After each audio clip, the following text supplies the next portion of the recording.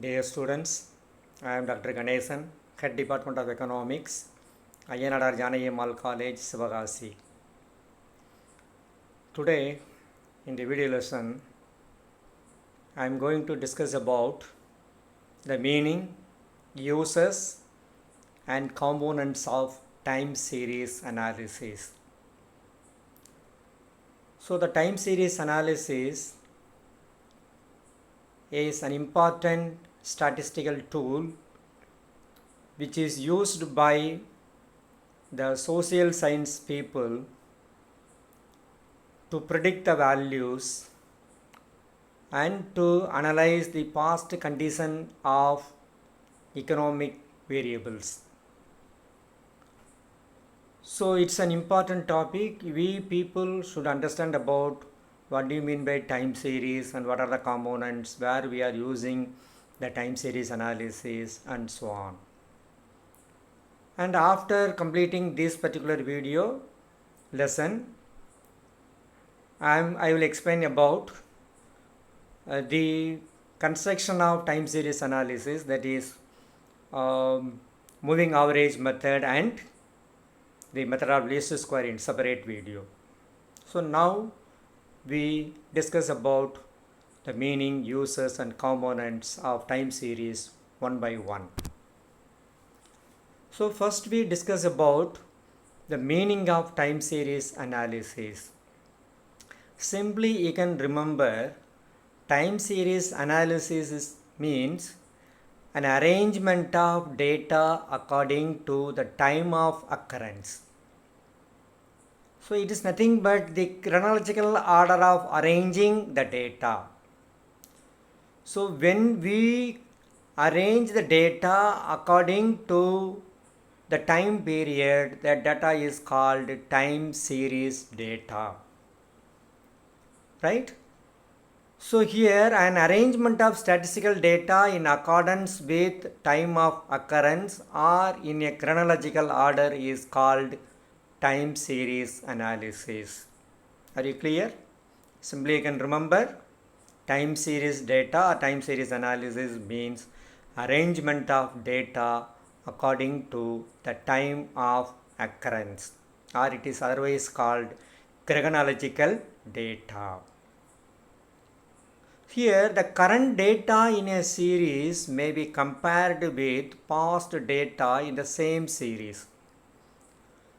So here two things you can remember: the data, that is current data, and past data. Same series. Suppose if we want to study the production of iron and steel of a particular company, what is the current production and what is the past production? Suppose you are having 10 years data from 2010 to 2019. You are having the production of agriculture commodities. For example, you take 2010, what was the production of agriculture commodities, and 2011, 12 up to 2019 you are having the data. Now you can compare the data of agriculture production with 1 year with another year. So here the time series analysis, with the help of the data, what we can do means we can understand the past performance and at the same time even we can predict the future also. Here for example, the time duration may be either it may be hour, or it may be day, or it may be a week, or it may be a month, or it may be a year, and so on. For example, you take hourly temperature reading. You take under the temperature, it goes on changing every hour. So if you take the reading of the temperature from 6 to 7, 7 to 8, 8 to 9 and so on, so what is the changes happened during that particular 1 hour, that we can study. That means the data will be arranged on the basis of the time. 6 to 7, what is the temperature? 7 to 8, what is the temperature? 8 to 9, what is the temperature? 9 to 10, what is the temperature, and so on. And you can analyze when the temperature will be more, when the temperature was high and low, that we can understand with the help of arranging the data according to time. Or you can take the daily sales in a shop, or you can take into account of a monthly production of a particular industry, or you can take the yearly production of agricultural commodities, etc. So these are all some of the examples of time series data. It is done mainly for the purpose of forecast and for evaluating the past performance. I already explained the time series data analysis is useful to forecast the future, and also it was very much useful, or it is very much useful in evaluating the past performance. So what is the use of studying the past performance? Here, when we study the past performance, then only where we are having the lack now, where we are having some problem, and how that problem was tackled, and now what is our production. In future, we are forecasting with the help of the time series analysis, we are forecasting, and in future how we can increase our production. So all these things will be studied with the help of time series analysis. So now I will explain about the characteristics or features of time series analysis. So the first characteristic of time series analysis is it helps in understanding past behavior and estimating the future behavior. You take into account of any variable, the past behavior and the future behavior of that particular variable will be analyzed with the help of time series analysis. So the time series analysis is helpful in understanding the past, and also we can predict the future. Second point, it helps in planning and forecasting. Here the time series analysis is very much useful to the planners to plan and forecast. Suppose what's the production of paddy during a particular period, suppose 2020, how much amount of paddy the public distribution system they have procured from the farmers, and how much amount of demand, that is how much amount of paddy, that is rice, should be supplied to the poor people through ration shop, and how much amount of population is increasing year by year. That means how much amount of card holders increases in the particular economy or in a particular state, and how much amount of paddy we have to procure in the future to provide and supply rice to all the people or all the card holders.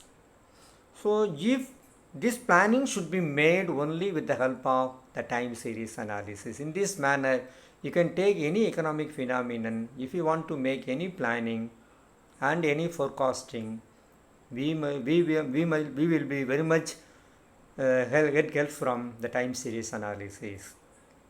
The number 3, the time series analysis are used to compare data of one period with another period. So here comparison of data of one period with another period. So here, because the data are given in time duration or on the base of time of occurrence, it is easy for us to compare the value of one period with the value of another period, and we can get some inference. So it is helpful in comparing the data of one period with another period. Then the fourth characteristics of time series analysis is evaluate the progress in any field of economic and business activities. If we want to evaluate or measure or study the phenomenon in economics or in business activity, the time series analysis is very helpful. Then here the time series data are seasonal, cyclical, secular trend. This data is useful not only to economists but also to the businessman. The seasonal data, cyclical data or secular trend data all are useful to the economists and the planners and the business community. So now I am going to explain about what are the components of time series. The components of time series are broadly classified into two. One is long-term components and another one is short-term component. Under long-term component we are having two components. One is secular trend and number two cyclical variation. In the same way, under short-term components we are having two things. One is seasonal and another one is irregular. So here the cyclical and seasonal are regular in nature. Cyclical and seasonal are regular in nature. So season, suppose you take into account the winter season, summer season, it will be regular in character. And also the cyclical phenomenon happened, that also regular in regular one. The other two things, the secular and irregular, are irregular in nature. So there are two important components, long term and short term. Under long term we are going to discuss about secular trend and cyclical variation. Under short term we are going to discuss about seasonal variation and irregular or erratic variation.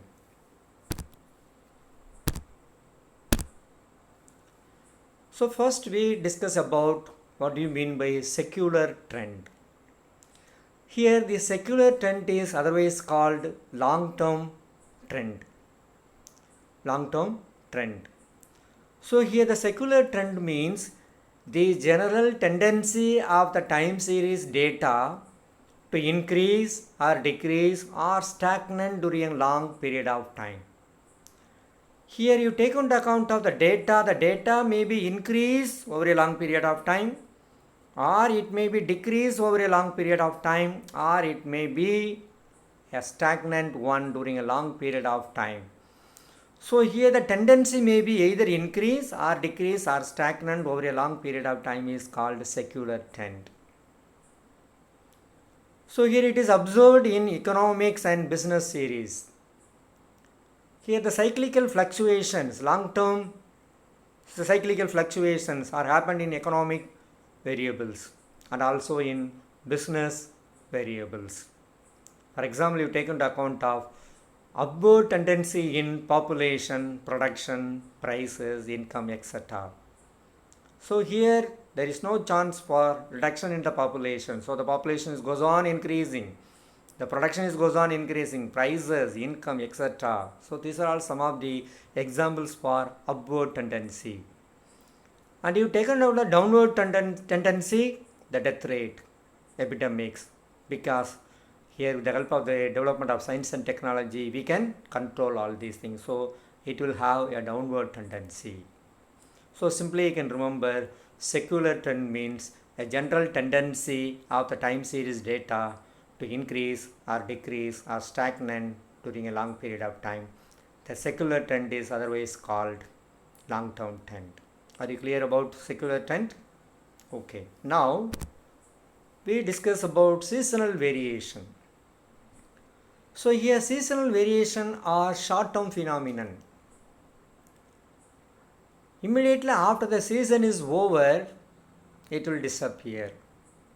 For example, you take into account of sale of umbrella during the rainy season, it will be greater, and during other season the sales will not be much higher. And in the same way, you take into account ice creams. The ice creams are mostly demanded during summer season when compared to the rainy season. So these are all seasonal phenomenon.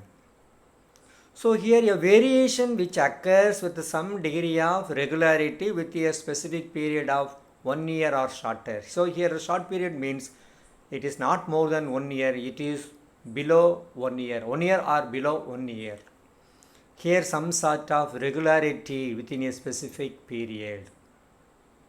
So it may occur due to, what is the reason behind the seasonal variation or fluctuations means it will occur due to climate and natural forces.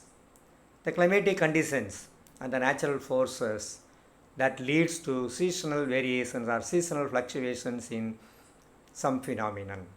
For example, you take into account of umbrellas are sold more in rainy season, sale of woolen cloths will increase during winter, and sale of ice cream will increase during summer, and customs and habits are summer.